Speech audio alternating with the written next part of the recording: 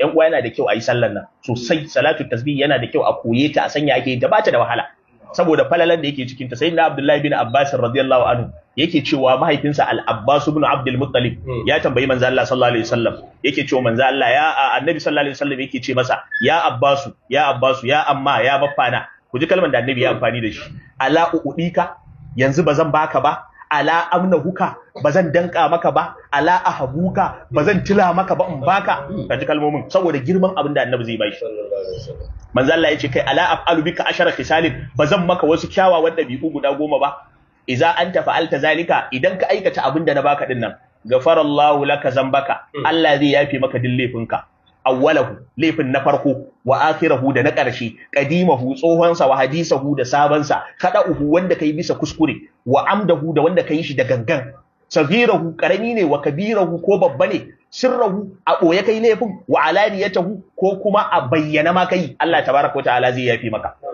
Manzo Allah sallallahu alaihi wasallam sai ya bashi kaifiyan salatu tasbih. To yanda ake yin salatu tasbih, sallah ce ake yin ta raka'a 4. Ana yin ta raka'a 4.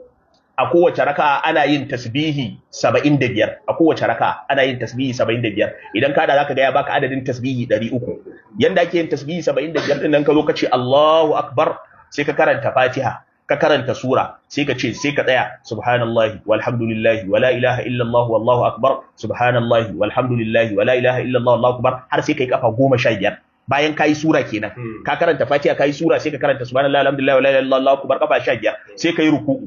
Idan kayi ruku'u, sai ka ƙara yin subhanallahi walhamdulillahi wala ilaha illallah wallahu akbar kafa 10. Sannan ka dago daga ruku'u, sai ka ƙara yin subhanallahi walhamdulillahi wala ilaha illallah wallahu akbar kafa 10. Sai ka tafi sujada. A sujada sai ka yi subhanallahi walhamdulillahi wala ilaha illallah wallahu akbar kafa 10. In ka dago daga sujada, ka ƙara yi, ka ƙara komawa sujada ka yi, ka dago daga sujada kana zaune, shi ma sai ka yi 10. To zaka ga kaga kayi raka'a ɗaya kenan. Idan ka irga adadin 10 ga 15 na farko din nan, ga waɗannan 10 zaka ga ya baka 75. To kayi raka'a ɗaya, sai ka tashi kai raka'a ta biyu.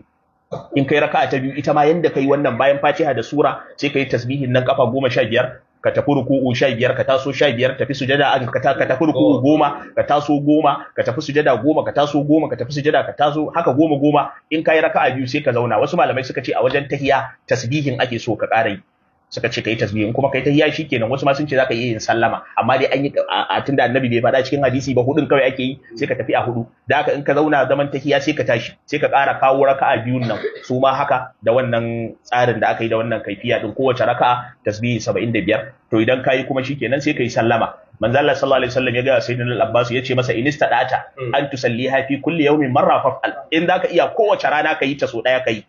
Wa in lam taf'al, manzo Allah yace idan baka aikata ta kowace rana so ɗaya ba, fa fi kulli juma'atin marra, a kowace juma'a kai ɗaya kaman yau kenan.